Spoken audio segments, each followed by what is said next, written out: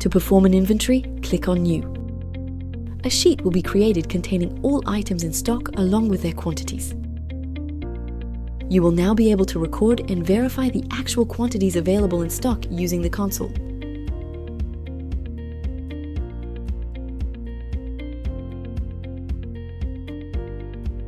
Once the inventory is complete, you can automatically adjust the quantities to match the current stock.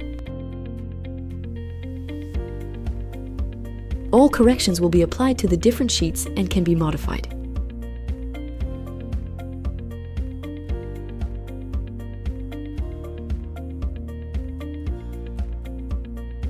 Your inventory is now complete. You can close it and continue managing your stock easily. You are now ready to manage your inventory efficiently, so go ahead and download the free Inventory Management with Sheets add-on from the Google Workspace Marketplace.